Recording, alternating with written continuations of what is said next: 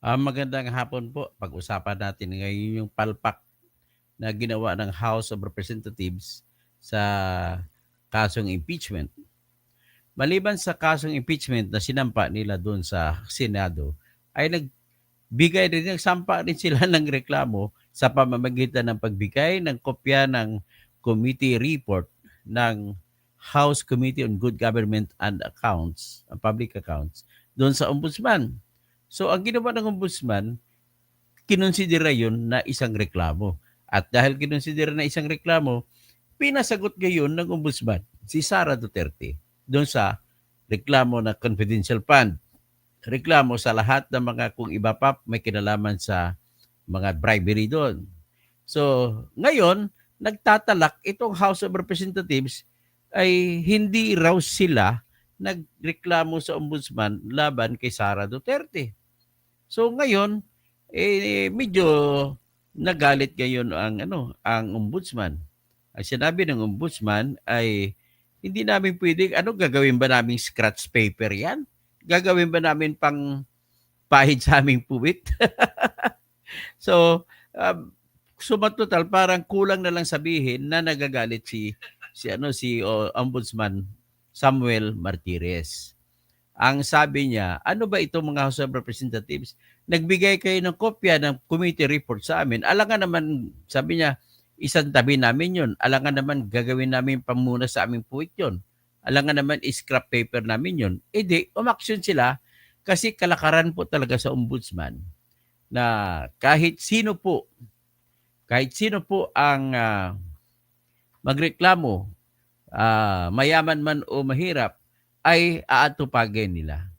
Ganun po ang mandato ng ombudsman. Kaya, with more reason na atupagin nila kasi ang nagbigay ng committee report ay yung House Committee on Public Accounts saka House Committee on Good Government ni Joel Chua. So, with that, it was treated, kinonsidera yun parang reklamo nila laban kay Sara. Ngayon, nag-react ito naman si spokeswoman nila na si Attorney Princess Abante na sinabi nila, ay bakit mo ba inaksyonan yan? Hindi naman kami nagreklamo laban kay Sara.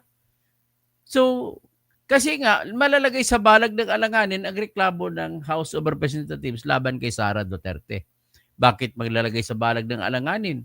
Kasi po, bawal po sa mga kahit saang korte ang magsampa ng dalawang kaso laban sa isang tao. Dapat isang kaso lamang. Yung isa, na kaso isampa mo sa ombudsman, ang isa ay sa House. So, ibabasura ngayon na ng House, delikado ngayon na yung impeachment na reklamo na sinampa sa House of Representatives ay pwedeng itapon ng Senado dahil meron pala kayong reklamo. Ang pakay ng reklamo ninyo na sinabit ninyo sa Office of the Ombudsman ay para parusahan na tanggalin sa opisina si Sara Duterte. Ngayon, ang inyong impeachment ay ganun din ang reklamo nyo. Although bawal sa konstitusyon na magsampa ng reklamong pampatanggal sa opisina laban sa Vice Presidente kasi impeachable officer siya. Pero ang nangyari ngayon, nagkaroon ng forum shopping. Naghahanap ng lugar na kung saan makapagsampa ng kaso ang House of Representatives na kung saan makakuha sila ng pabor o resolution or decision na pabor sa kanila. So ganun po ang nangyari. So, ibig sabihin, doble-doble na po ang kasong sinampa ng House of Representatives laban po kay Sara Duterte. Ang una, yun yung complaint for impeachment na pinasa sa Senado. Ang pangalawa, yun po yung reklamo na pagpatanggal sa kay Sara Duterte dahil sa kanyang kasalanan yung mga Merigris Piatos. So ganun nangyari. So ngayon, ano ang epekto niyan? Di nagagalit daw si Kwan, nagkwento si spokeswoman attorney Princess Abante na hindi daw nila, wala raw sila sinampang reklamo. Tapos sumagot ngayon, ano gusto nila, iko-contempt namin kayo. Bakit nyo kami bibigyan ng pamunas namin sa puwit yan? Siyempre, lahat na nagrereklamo sa ombudsman, kinukonsidera namin yan na reklamo, sagrado yan. Kaya pinapasagot namin si Sara Duterte doon sa confidential fund. Ganun po nangyari. O ngayon, para ano yan, mapakinggan niyo po yung interview. Siguro hindi na lang pakinggan kasi maano ko pag pag i-post ko po yung interview, tingnan ko kung ano ba ito? Super radyo. So hindi ayoko na lang mag-ano, basta sinabi na lang is i-ano ko na lang, no? I-play ko na lang sa aking ano tapos iparinig ko sa inyo. Kasi baka ika-copyright strike po ako.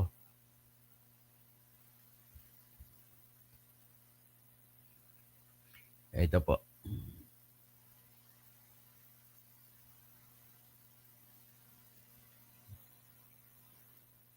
So, ito. Malaking issue po kahapon. Nagsalita ang House of Representatives. Kadi ba binigyan ng 10 araw ng Office of the Ombudsman ang si Vice President Sara Duterte at yung mga Pakinggan co-accused niyo po. niya doon sa kasong reklamong naihain Interview sa po Office ito of kay Ombudsman. Ombudsman Ang sabi Martires. ng Kamara, kasi doon sa sinilabas na statement, complainant daw ang Kamara. Okay. Pero ang sabi ng Kamara, sandali muna, wala kaming inihahain na kaso o reklamo laban sa Vice Presidente. Oo. Ang ginawa lang namin, sinubmit namin sa Ombudsman yung committee report ng House Committee on Good Government na nagsabi na nagkaroon ng maling paggamit ng pondong Office of the Vice President. Okay. So Sige, paano kami so- naging complainant? Yan, Oo, ang linawin pero natin ngayon. Yan ang lilinawin natin Yes. paano ba hinahandle ng ombudsman. Oo. Itong mga ganito, pag naipapasa o sa kanila ang mga tinatawag ko na committee report na Yan. yan, Mm-mm. anong ginagawa at sino ang tutukuyin nila na mga Complainant. complainant. Nasa linya po natin. Si Ombudsman. Ombudsman Samuel Martires po mismo para linawin ang isyong ito. Ombudsman, good morning. Morning po, Ombudsman. Magandang umaga, Joel. Magandang umaga, Weng. Wala muna. Magandang umaga sa inyong mga tagapakinig. Sir, si Weng po ang kasama ko. Double Double Weng Weng kami muna tayo. ngayon. Good morning. double bell Yes, person. Weng and Weng. Joel. Oh, good morning. Okay. Pareho ang boses eh. Oo Ay, nga, oo. gaganda ng boss. Ay. Ombudsman, linawin na nga natin ito. Ano po ba talagang nangyari? Bakit sabi ng Kamara, hindi kami complainant sa reklamo laban kay Vice Presidente? Okay, siguro naguguluhan lang sila. Mm-mm. O naguguluhan lang yung yung spokesperson. Mm-mm. Ang Naguguluhan nag-endorse ng sa mga amin spokesperson. ng committee report ng Committee on Good Government and Public Accountability ay ang Secretary General mismo. At sinasabi ng Secretary General sa kanyang sulat na itong committee report ni Representative Joel Chua Mhm. was adopted by the House of Representatives. Mm-mm. So ang naging complainant dito na ginawa namin is the House of Representatives Committee on Good Government Mhm. and Public Accountability represented by its chairperson, Representative Joel Chua. Mm-mm. Yun. Pero sir, So sino ang gagawin namin complaint? Complainant. Mm-mm. Pero sa mga nakaraan, kung meron na hong ganitong kapareho, na meron bang mga naisusubiting committee report, automatic, kung saan galing ang committee report, sila ang complainant. Mm-mm. Alam mo, Weng, napaka-exit minsan natin mga memorya. Mm-mm. If we remember the family case, it is not even a committee report. Mm-mm. Kasi hindi lahat ng mga senador ay nag-concur kay Senador Gordon at sa committee report. Opo. So just considered as a mere result of investigation of the Blue Ribbon Committee. Mhm. Ang naging complainant doon ay si Senador Gordon at Senador Risa Hontiveros, Mhm. representing the Blue Ribbon Committee. Mhm. Si Senadora Amy nag-file din ng kaso, di ba? Late lang. Mm. Sinong complainant doon? Yung Senate Committee on Foreign Relations represented by Amy Marcos. Mm. Mm. Eh dito, sino magiging complainant? Alam ka naman kami yung complainant, hindi kami ang nag-imbestiga ng kaso. Opo. Kasi ang laman ho ng kung ano mang naisumiting report ay nanggaling sa kanilang grupo. Mm-mm. Parang Sa kanilang ganun lang. committee. Nanggaling sa kanila Mm-mm. at detalyado, when ang detalyado ang offenses that Mm. were allegedly committed by the Vice President and some of the employees or officers of the DepEd and the Office of the Vice President. Mm. Ombudsman, Detalyado yun eh. opo, Ombudsman, hindi ba, baka ang inaakala po nila, ang palagay nila, sinabmit na namin yung committee report. So, moto proprio, magsasagawa o kusa, voluntarily, on your own, gagawa kayo na sarili ng investigation, parang lead lang yung ibibigay ng committee report. Hindi po ganun ang kalakaran. Hindi ho. Mm. Hindi ho. Hindi ho yung ganun ang kalakaran. Mm-mm. Mm. That committee report immediately was treated just like any other report Mm. of the Senate or the House of Representatives was treated as a complaint. Mm. Nung nag-imbestiga, nung Okay. sinimulan po ninyo imbestigahan ito, Ombudsman, o kaya iproseso, magpadala na ng mga summon at saka mga notices para mag-file ng kanilang counter dito sa reklamo o kaya itong kopya ng committee report. Hindi po malinaw sa Kamara yon na ito yung process. Baka po kaya sila nalito. Ay, bakit ba nila kami furnishan ng kopya ng result ng kanilang investigation? Mhm. Ano yun? Gagawin namin, pardon the word, pero ano yung gagawin namin scratch paper? Ano yun? Parang We're not even a part of that investigation of the House of Representatives. Kanya hindi kami dapat furnishan ng kopya. okay. Para bang sa pagkakaintindi namin, mga ordinary, hindi naman tayo masyado eksperto dyan talaga. Ah. Para bang kayo ay parang somehow ay parang hindi pa korte, ano? Mm-mm. Parang kayo ay namamagitan sa dalawang partido, Mm. pero hindi kayo ang haharap para akusahan ang inaakusahang partido. Hindi dapat may magre-represent dito sa Kamara or sa komite na nag-file ho niyan. Wala naman ho kaming pinagkaiba sa piskalya, Mm-mm. sa Public Prosecutor's Office ng Department of Justice. Mm. Pag nag-file ka ng reklamo sa Prosecutor's Office, ikaw ang nagrereklamo, hindi yung piskal. Pero pag final ng piskal, yung reklamo, nakita niya may katotohanan, final sa husgado, Mm-mm. ang nagrereklamo doon ay hindi na yung complainant, kung hindi ang people of the Philippines.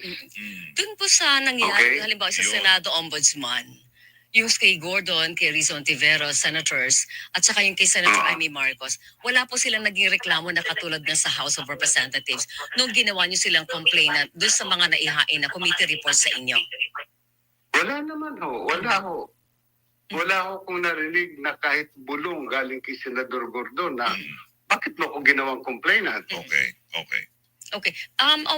Ombudsman, ganito po. Dahil nagkaroon ng ganitong pahayag ang mga leader ng Kamara na hindi kami complainant, wala kaming inihain na reklamo laban sa Vice Presidente sa Ombudsman, paano na po ang magiging treatment noong hawak ninyong investigasyon?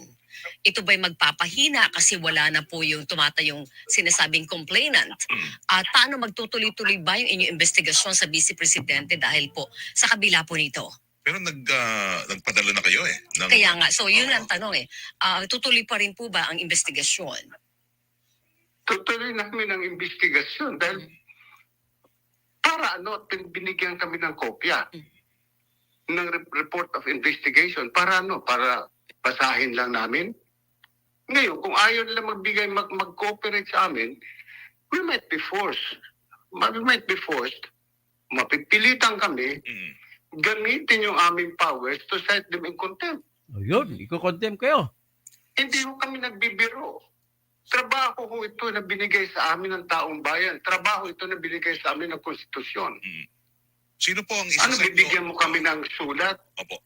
Bibigyan mo kami ng sulat? Nireklamo mo isang barangay captain? Ano, babasahin lang namin? Hindi namin ko lang. Sino Daw po isa-cite niyo in contempt? Yun. Aba, di kung sino ho yung ayaw Kasi this is a committee report represented by Representative Joel Chua. Ba, si Chua. So we will ask Joel Chua once the Vice President or any of the respondents there will file their counter affidavit. We will ask the committee kung gusto nila mag-file ng reply. Kung hindi, it will be submitted now for resolution by the Office of the Ombudsman. Yun. At Ngayon, kung ayaw na mag-file ng reply, we will consider them deemed waived. oo, wait Ngayon, na pag yun. sinabi nila, ay, hindi naman kayo nag-file sa inyo, if they insist on doing that, Mm-mm. ay siguro naman, hindi ho ako I am not threatening them, siguro naman ano to, hindi na siguro magandang relasyon ito uh, between the House of Representatives and the Office of the Ombudsman na ayaw namin mayari. I think they should cooperate with us because they were the ones na, kumbaga kinalabit kami, kiniliti kami. Opo. Sa mga Pero audit, pwedeng tumakbo naman yung investigasyon ninyo kung halimbawa hindi para naman itrato nyo ng waived yung kanilang panig para mag-file ng anumang reply doon sa magiging sagot ni Vice President Sara Duterte, hindi po ba? Bibigyan kasi, pag nag-file naman si Vice President Sara Duterte at saka yung ibang respondents doon ng kanilang counter affidavits, the House of Representatives will be furnished a copy. Paano Okay. na- So anyway, ang isa lang ang mensahe doon na tinrate ng Office of the Ombudsman na reklamo ng Committee on Good Government sa Public Accounts ang sinabit nila na kopya ng report ng House para sa tungkol sa usapin or investigasyon sa confidential fund. So, ngayon, ang mangyari niyan, kapag umaksyon ng ombudsman, magdadalaw-dalaw ang reklamo. Madidiskaril ngayon ang kaso ng House of Representatives na impeachment at pwedeng ipadismiss ng mga abogado ni Sara sa rason na forum shopping. Forum shopping, bawal po magdoble-doble ng reklamo. Okay? So, alam ko, marami itong galit sa akin. Okay lang yun. Free to bash naman kayo sa akin. Okay lang po. Hindi po ako magagalit sa inyo. Si Valerie Serna, si Bernard Shaw, magsampa ng kaso ang isang may-ari ng tituladong lupa, almost 7 hectares sa Libas, Habunga, Agusan del Norte, na ino-occupy illegally ng Barangay LGU at LGU ng Habunga sa Office of the Ombudsman. Pero di pa nag-conduct ng investigation. Worst pa nag-response ang Ombudsman, wrong address sa mga complainants, dinismiss ng Ombudsman.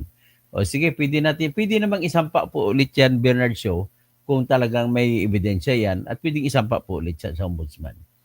Tapos, parang inutusan pa ang Ombudsman. O nga, parang inutusan ng Ombudsman. Tapos si Jan Suarez, super desperado si Tamba. Kaya lahat na lang gagawin yan para mawala si Sara. Malamang ang last option niya bago sa 2028 ay ipagurgor lang si Sara para wala nang siyang hadlang sa 2028 sa pagka-presidente. O tapos si Jason, yari sila ngayon. So 08 OSG, si Tambaluslus, dapat makulong yan, kawatan na yan. O asang-ayon din naman ako, nakawatan talaga ito si Martin Romualdez. Sabi naman ni Elsie Reyes, di ba to dapat impeach kasuhan? Grabe, nipis ng salamin nyo. Ito, hindi nyo nakikita mga bayarang kurakots, BBM, Tambaluslus, Co and Band Mafia Congress, NPA.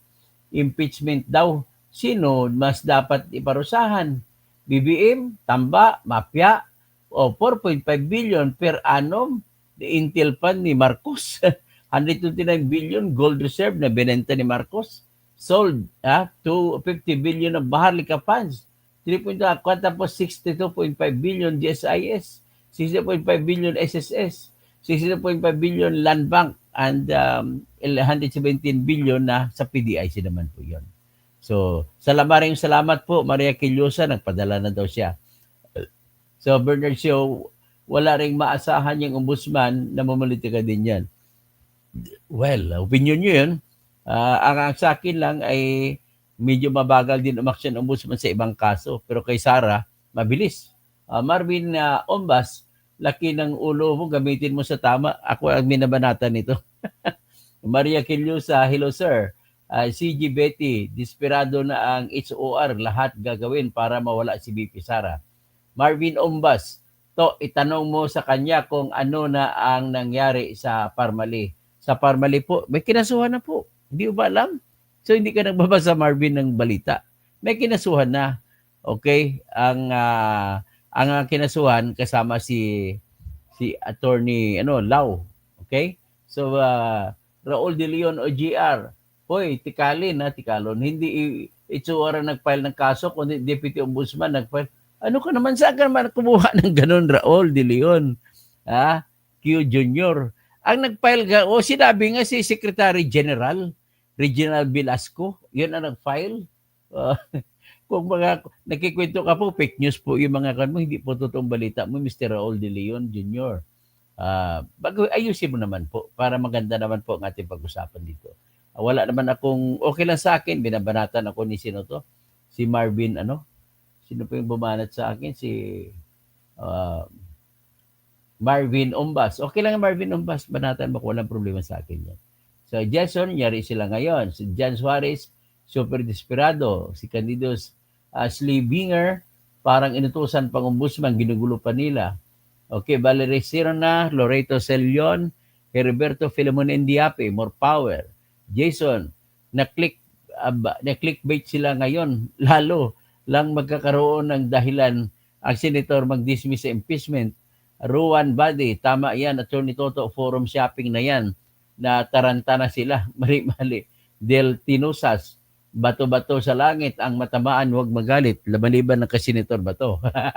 Veronica, ang Onggoy, Unggay, o dapat kay kulong lahat isuwar, Pagaw Baker, Naimbag na Malim, Tirador, Doktor, Engineer Toto, matutulong po ba ng double jeopardy yan? Hindi, pwede rin matuturing na double jeopardy. Elpiada Madara, super thanks for the update. Jimmy Boy Bahe. Okay, magandang hapon po sa inyo lahat. At huwag niyo kalimutan, tulungan niyo po ako, bigyan niyo po ako sa aking GCash kasi nagbigay na rin, sino yun? Si Maria Quillosa. So maraming salamat sa pagbibigay. Dugtungan niyo po, tulungan niyo po ako sa gastos kasi 60,000 lahat ng kailangan ko na isampa, na ibabayad sa House of Representatives para lamang maisampa ko, tatanggapin nila ang reklamo na tawag doon, kuwaranto para patanggal sa pagka-senador si Erwin Tulfo dahil siya po ay Amerikano. So tulungan niyo po ako at sa pakishare-share na lang po ito at magandang hapon po sa lahat.